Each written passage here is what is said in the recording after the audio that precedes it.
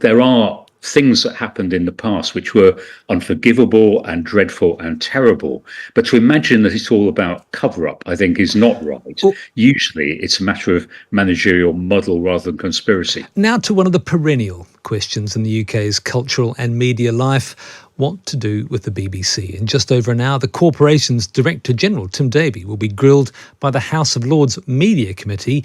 He will, of course, face questions on how to fund the BBC as licence fee payer numbers drop, and the day-to-day running of the corporation, given the string of scandals, including how it handled the whole Huw Edwards situation. Roger Mosey is the Master of Selwyn College, Cambridge, former Director of News at the BBC, and he joins us.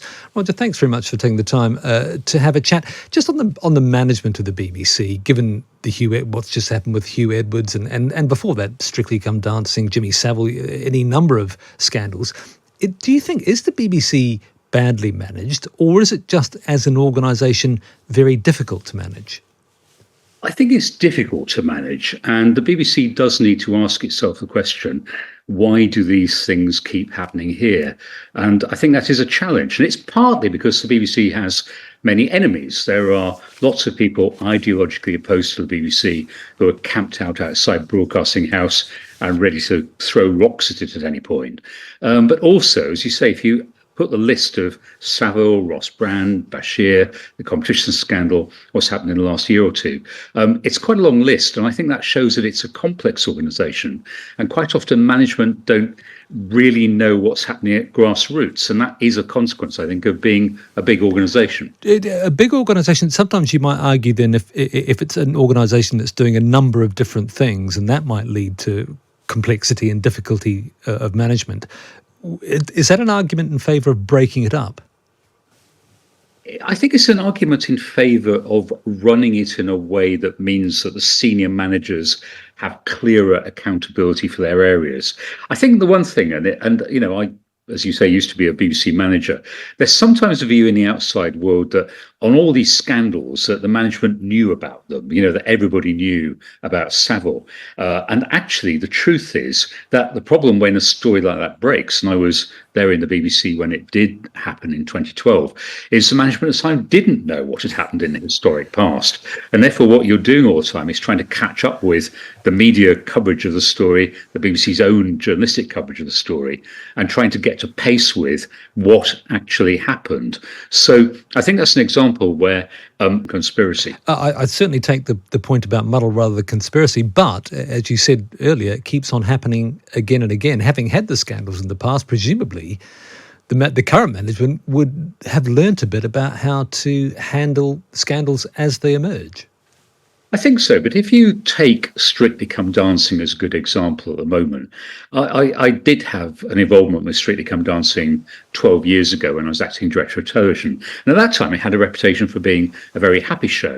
And I've known people who've been on that programme and have absolutely loved it. Now, clearly what's been happening in recent years is small examples, in one sense, of bad behaviour by individuals. The question is that taken as being something that's dealt with at programme level and taken as routine, or is it something more systematic? And it's very hard to judge that.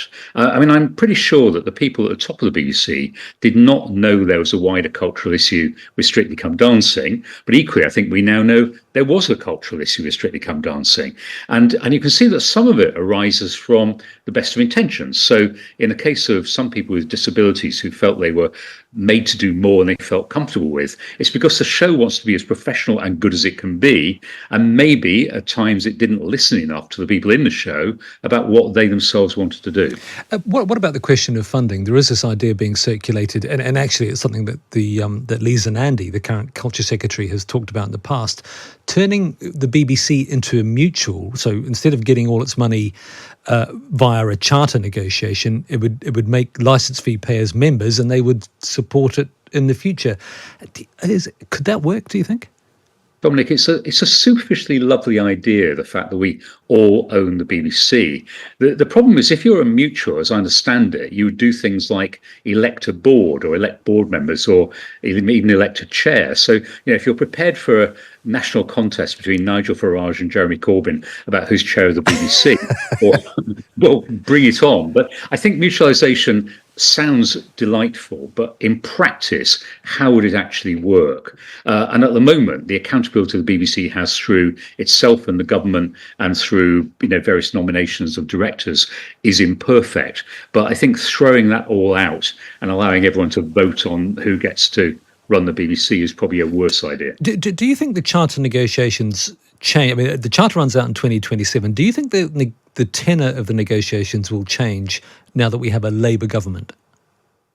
Well, the BBC, I think, would hope so, because there were clearly people in the outgoing government who didn't want the BBC to exist even or thrive. I mean, the strange thing, of course, is that the BBC had 14 years of a Conservative government and managed to emerge intact from 14 years of Conservative government with its licence fee currently pegged to inflation. So the Tories didn't exactly do a destructive job on the BBC.